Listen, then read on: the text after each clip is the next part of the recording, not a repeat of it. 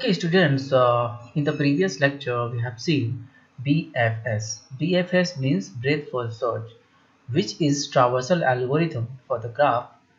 What do you mean about traversal algorithm? Traverse means we have to access each and every vertices exactly once, okay, in the given graph. So there are two types of traversal. The first is breadth first search, second is depth first search. In the previous lecture, we have seen BFS means breadth first search. Today, I am going to discuss about depth first search, which is based on recursion. Implement the algorithm. For recursion, we have to use stack data structure to implement it. Okay, let us discuss depth first search. Depth first search, यहाँ पे दो चीज़ें आप ध्यान देना। तो पहला आपका ध्यान देने वाली बात यह है, एक फिनिशिंग टाइम होगा और एक आपका डिस्कवरिंग टाइम होगा। तो डिस्कवरिंग टाइम का मतलब क्या है, आपने कब उस वर्टेक्स पर विजिट किया, और एक फिनिशिंग टाइम होगा, उसका मतलब ये है कि आपने उसको कब कंप्लीट कर दिया, उसको ख़त्म कर दिया, है ना, फिनिश ख़त्म हो गया। ठीक है, तो दो कॉन्सेप्ट यहाँ पे आता है टाइम का, यानी टाइम स्टैम्प का। तो दो टाइम स्टैम्प माइंड में आना चाहिए आपको। एक स्टार्ट मीन्स डिस्कवरी टाइम, आपने कब मिला उसको, आपका वर्टेक्स कब मिला, आपके पास कब आया। तो ये भी ध्यान देना है कि आपका डिस्कवरी टाइम वो लेस देन होना चाहिए फिनिशिंग टाइम का, जाहिर सी बात है। ठीक है, तो टाइम का मतलब क्या है कि बात करते हैं एग्जाम्पल से आपको समझ में आएगा। उसके पहले हम एल्गोरिथम देख लेते हैं, इसका एल्गोरिथम क्या होगा। एल्गोरिथम आप देखो, एल्गोरिथम सिंपल एल्गोरिथम है। इसमें स्टैक डेटा स्ट्रक्चर यूज करोगे आप, क्यों, क्योंकि रिकर्जन का यूज करते हैं। ठीक है, okay, this is your algorithm. अगर कॉम्प्लेक्सिटी की बात किया जाए तो कॉम्प्लेक्सिटी इसकी v प्लस ई होता है। क्यों, क्योंकि यहाँ पे हम यूज करने वाले हैं। आप बताओ। तो आपको पता है कि मैंने जो रिप्रेजेंटेशन पढ़ाया था आप लोग को, ग्राफ रिप्रेजेंटेशन, दो टाइप के ग्राफ रिप्रेजेंटेशन पढ़े थे। पहला आपका एडजेसेंसी लिस्ट था और दूसरा था एडजेसेंसी मैट्रिक्स।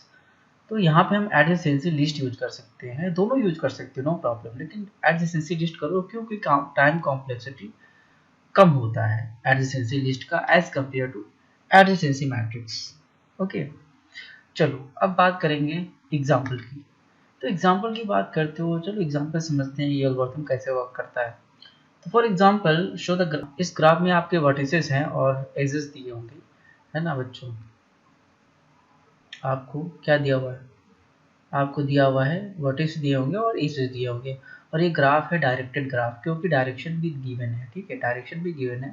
तो आपको फाइंड करना है, आपको प्रोग्रेस करना है। क्या प्रोग्रेस करना है भाई, आपको डीएफएस प्रोग्रेस करना है या डीएफएस बताना है। तो डीएफएस के लिए मैंने बताया था कि आपको दो चीज़ें ध्यान में देना है, पहला डिस्कवरी टाइम, दूसरा फिनिशिंग टाइम। तो सॉल्यूशन की बात करेंगे तो सॉल्यूशन चलो स्टार्ट करते हैं। तो आप स्टार्ट कहीं से कर सकते हो, स्टार्टिंग की कोई इश्यूज नहीं है, स्टार्ट किसी भी वर्टेक्स से कर सकते हो आप। ठीक है, स्टार्टिंग कोई भी दिक्कत नहीं है, आप कहीं से किसी भी वर्टेक्स से स्टार्ट कर सकते हो। इसका मतलब आपको एक ही ग्राफ के लिए बहुत सारे डीएफएस मिल सकता है, क्योंकि आप जहाँ से स्टार्ट करोगे वहीं से एक नया आपके पास डीएफएस मिल जाएगा।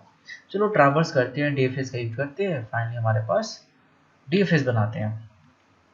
ठीक है, अब यहाँ पे देखो बच्चों, तो यहाँ देखो कि हमने यू से स्टार्ट किया। तो हमने माना कि यू का डिस्कवरिंग जो टाइम है, जो पहले वन से स्टार्ट करो, सिंपल सी बात है, जीरो तो करोगे ना। मान के चलो कि इसको वन लगा। ठीक है, अब जितने जितने एज जाओगे ना, मतलब कहने मतलब क्या है, वन है ना, तो उसको वन काउंट करना। ठीक है, चलो तो इसको मान लो वन लगा। अभी ये हमारा डिस्कवरी टाइम है और हम स्लैश दे रहे हैं। ठीक है, ऑब्लिक दे रहे हैं, और यहाँ पे हम लिखेंगे इसका फिनिशिंग टाइम लिखेंगे। ठीक है, यहाँ पे हमने दिया इसका डिस्कवरिंग टाइम, इसका यहाँ पे दूंगा मैं इसका फिनिशिंग टाइम। ध्यान देना, दो ही इंपॉर्टेंट है यहाँ पे बच्चों, दो ही टाइम इंपॉर्टेंट है, तो इसे काम अपना बन जाएगा। चलो तो ये आपका हमने बोल दिया कि discovery time of you is one. Okay, अब इसके एडजेसेंसी देखना है। इसके एडजेसेंस कौन कौन है, आप u है और x है। तो दोनों में से कोई भी लिख सकते हो आप, डिपेंडिंग अपॉन यू आप किसको चूज करते हो, है ना।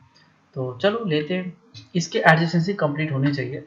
हम बात करते हैं भी, समझ में आ जाएगा। तो मैंने यहाँ पे चूज किया v को, हमने यहाँ पे चूज किया v को।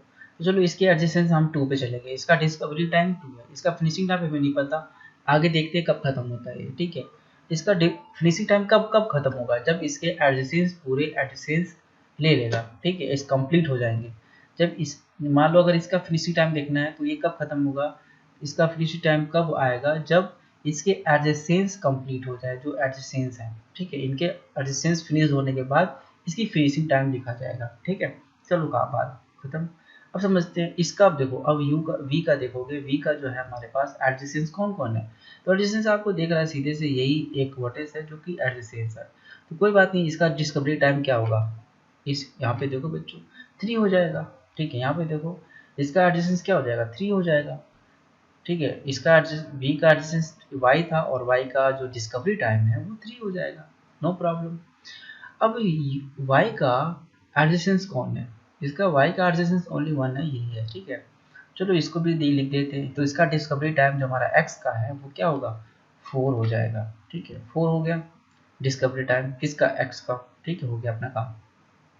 अब इसके एडजेसेंस देखो कौन है, ये क्या है, ये आपका इसका एडजेसेंस कौन है बताओ, ये ऑलरेडी ले चुके हो, ठीक है, ऑलरेडी ले चुके हो, इसका एडजेसेंस ले चुके हो, तो इसका मतलब इसको कंप्लीट होना पड़ेगा, ठीक है, क्योंकि ऑलरेडी ये आ गया ना, अपने स्टैक में ऑलरेडी आ गया है, यानी इसको डिस्कवर कर चुके हो, तो इसका है ना, इसको फिनिश कर दो ताकि ये फिनिश हो जाए। जब ये फिनिश होगा तब तो ये फिनिश होगा, क्यों, क्योंकि इसका जो है एडजेसेंस ये है ना, तो जब तक ये नहीं कंप्लीट होगा तो ये कैसे कंप्लीट हो जाएगा बेटा, ठीक है। तो आपको कंप्लीट करना पड़ेगा, तो पहले इसको कंप्लीट करते हैं, फिर इसको कंप्लीट कर देंगे, ठीक है। तो कंप्लीट कर दो, ठीक है। तो आपका क्या आएगा बताओ बच्चों, आपका आएगा ये 5 डिस्कवर हो गया, क्योंकि देखो ना 5, क्योंकि 4 के बाद 5 तो आएगा, 5 में कंप्लीट हो गया, ठीक है, ये फिनिश्ड हो चुका है। फिर अब बताओ, अब यहाँ पे जाएगा, क्यों, क्योंकि इसको कंप्लीट होना पड़ेगा, क्योंकि ये तो भी कंप्लीट नहीं होगा ना जब तक ये ना होगा, जब तक ये नहीं हुआ इसका ये नहीं होना चाहिए, तो बैक जा रहा है। चलो कोई बात नहीं, बैक जाने दो, ठीक है। अब देखो इसका क्या हो जाएगा, 6 हो जाएगा, ठीक है। किसका फिनिशिंग टाइम, इसका 6 हो जाएगा, इसका डिस्टेंस ले चुके हो, ठीक है। आगे बढ़ो, तो इसका फिनिशिंग टाइम, अब वाई की फिनिशिंग टाइम की बात करोगे तो वाई का फिनिशिंग टाइम क्या होगा, 7 हो जाएगा, फिर 6 7, ठीक है। पॉप करा रहे हो, पॉप याद रखना, push push push pop pop pop, वही बात है ना। अब यहाँ पे ध्यान दो, आपका 7 हो चुका है, 7 ले चुके हो, 7 ले चुके हो, है ना। 7 क्या, इसका फिनिशिंग टाइम है वी का।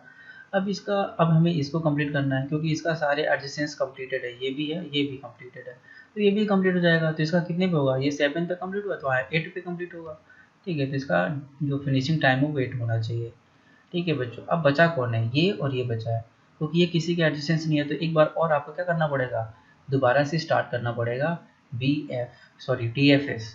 तो डी एफ एस इसको ले लो, जो डिस्कवरी टाइम है उसको 8 ले लो, सॉरी 9 ले लो, हमारा 9 डिस्कवरी टाइम जो डब्लू का है वो 9 हो जाएगा। तो इसका एडिशन कौन है, ये है और ये है, तो ये तो ऑलरेडी फिनिश है ना, नो प्रॉब्लम। बस इसको आपको क्या करना है, फिनिश करना है, तो 10 हो जाएगा, इसका डिस्कवरी टाइम 10 हो जाएगा जेड का। और फिर आपको क्या करना पड़ेगा, इसको कंप्लीट करना पड़ेगा, यानी फिनिश करना पड़ेगा, क्योंकि और कोई इसका एडजेसेंस है ही नहीं, है ना, कोई एडजेसेंस नहीं है। तो सिंपल सी बात है, आप कंप्लीट कर दो इसको, है ना। 10 पे तो 11 हो जाएगा, 11 पे कंप्लीट हो जाएगा बच्चों, है कि नहीं। 11 डिस्कवरी टाइम तो 10 था इसका, लेकिन फिनिशिंग टाइम 11 हो जाएगा। ऐसे ही सेम करोगे तो इसका एडजेसेंस कंप्लीट हो गया था, आप इसका एडजेसेंस क्या होगा, अब इसका फिनिशिंग टाइम क्या होगा, 12 होगा, क्यों, क्योंकि इसका एडजेसेंस कंप्लीट हो चुका है, यानी फिनिश्ड हो चुका है। जब इसका फिनिश्ड हो गया, डब्लू का जब एडजेसेंस फिनिश्ड हो गया तो ये भी कंप्लीट हो गया। तो फाइनली आपके पास क्या आने वाला है, डिस्कवरी टाइम इसका 1 2 3 4, यानी एक ग्राफ ये मिलेगा, ठीक है, और ये मिलेगा, ठीक है। तो इसमें दो चीज़ और आता है, एक फॉरवर्ड एज की बात आती है, एक बैकवर्ड एज की बात आती है, और एक क्रॉस एज की बात आती है। तो मैं नेक्स्ट लेक्चर में और अच्छे से बताऊंगा, लेकिन यहाँ पे आप समझ लो, है ना। जब आप डी एफ एस यूज करते हो, जब लगा देते हो, तो जो जो एजेस डी एफ एस में रहता है, यानी जो एजेस, ये एजेस, ये एज ये तो डी एफ एस में रहे हैं, क्योंकि डिस्कवरी टाइम आपने देखा था, डिस्कवरी टाइम 1 2 3 4 यही तो है। तो ये जो एजेस हैं, यानी ये एज और ये एज, तो ट्री एज कहलाएंगे, ठीक है। समझ आए बात। और यहाँ पे दूसरी बार जब आपने डीएफएस भी लगाया था तो 9 10, तो ये जो एज है ठीक है, ये भी आपका क्या होगा, ये ट्री एज होगा। इसको क्या बोला अपन ने, ट्री एज, याद करना, ट्री ट्री ट्री एज, ठीक है। और इसमें फॉरवर्ड एज आएगा। फॉरवर्ड एज क्या होगा कि आप इसके अलावा मतलब आप देखोगे कि अब ये देखो एक ट्री बना, ये एक ट्री बन जाएगा, लेकिन ये जो एज है ट्री में नहीं है ना, ये आपका यानी इसका कहीं ना कहीं ये पापा है ना। देखो ये जब ऐसे जाओगे है ना, ये पापा है ना, यानी ये एक्स का पापा कौन है, यू, ठीक है, यू। तो अगर पापा से कोई एज आ रहा है चाइल्ड की तरफ तो उसको बोलते हो फॉरवर्ड एज, है ना, अपार्ट फ्रॉम ट्री एज, ठीक है, apart from tree edge, tree edge को छोड़ के। ट्री एज तो लगा दिया आपने, बता दिया जो भी एजेस आपने जब डीएफएस लगाया उसमें जो भी एज काउंट हुआ वो बोलते हो आप ट्री एज है। लेकिन उसके अलावा जो एजेस बच रहे हैं तो उनको कैसे फाइंड करोगे, कैसे पता चलेगा फॉरवर्ड है कि बैक है कि क्रॉस है। तो उसके लिए आपका ये है कि अगर पापा से कोई एज आ रहा है चाइल्ड की तरफ तो बोलोगे वो फॉरवर्ड एज है। और सेम अगर कोई चाइल्ड से एज पापा की तरफ जा रहा है, देखो ये एज जो है पापा की तरफ जा रहा है, क्योंकि ऐसे है ना, इसका पापा मतलब क्या है, आप पूर्वज की बात करोगे, इसके पूर्वज, यानी इसका पापा ये तो इसका दादा ये हो जाएगा, और इसका और भी तो पहले चला जाएगा, पूर्वज की बात कर रहे हो। तो एक्स के जो पूर्वज हैं वो वी है, तो जाहिर सी बात है इसके पूर्वज की तरफ कोई अगर एज जा रहा है तो उसको बोलोगे बैक एज है, ठीक है, back, B for back edge, ठीक है। अब क्रॉस एज की बात करते हो तो यहाँ पे देखो अब इनमें कोई रिलेशन है ही नहीं, ये अलग है, ये अलग डीएफएस था, हमने यहाँ पे अलग लगाया था, तो इनके बीच में कोई रिलेशन नहीं है। तो इनके बीच में अगर कोई एज है, ठीक है, इनके बीच में अगर एज है तो उसको बोले क्रॉस एज, यानी अगर 2-3 बार अगर डीएफएस यूज कर रहे हो आप, उनके बीच में कोई एज बन रहा है तो उसको बोलते हो क्रॉस एज। तो आपने समझ गया tree edge, back edge, forward edge, है ना, और क्रॉस एज, ये चार टाइप के एजेस होते हैं। मैं रिवीजन एक बार और करा देता हूँ। जो आप जब सबसे पहले आपको क्या करना है, डीएफएस यूज करना है, यानी डिस्कवरी टाइम देख लेना है इसका, ठीक है। जो एजेस डीएफएस में है उसको बोलोगे ट्री एज, ठीक है। अगर कोई पूर्वज से एज उसके, है ना, कोई मान लो इसका पूर्वज से एज आ रहा है ना, इसके तरफ, तो उसको बोलोगे कि फॉरवर्ड एज। अगर एज जो है ना, अब इसको उल्टा हो गया, यानी मतलब अब ये पूर्वज की तरफ जा रहा है, ठीक है, देखो इसके पूर्वज की तरफ, है ना, इसके पापा चाचा नाना की तरफ जाएगा, तो ये क्या कहलाएगा, ये बैक एज कहलाएगा। और इसके अलावा जो भी एजेस बचेंगे, मतलब देखो यहाँ पे देखो, ये अलग हमारा डीएफएस था, ये अलग डीएफएस था, क्रॉस एज हो गया, ठीक है, ये हमारे हो चुके हैं, हमने निकाल चुके, ठीक है। तो हम समझ चुके हैं डीएफएस क्या होता है, डीएफएस आपने यूज कर लिया। ये डिस्कवरी टाइम और फाइंड फिनिश टाइम बहुत इंपॉर्टेंट है, ये आपको याद होना चाहिए। ओके, बाकी forward edge, back edge, tree edge और क्रॉस एज इंपॉर्टेंट है, वो भी मैं बता दिया कैसे निकालते हैं। Okay, thank you very much. हम लोग नेक्स्ट वीडियो में किसी और टॉपिक पर डिस्कस करेंगे, जैसे कि मिनिमम स्टैंडर्ड ट्री है आपका, है ना, उसकी क्वेश्चन प्रैक्टिस करेंगे, 2 टाइप्स होते हैं उसके, है ना। तो नेक्स्ट वीडियो में हम मिनिमम स्पैनिंग ट्री सॉल्व करेंगे। और कॉम्प्लेक्सिटी आप लोग ध्यान देना, कॉम्प्लेक्सिटी बहुत इंपॉर्टेंट है ना। Okay, thank you very much.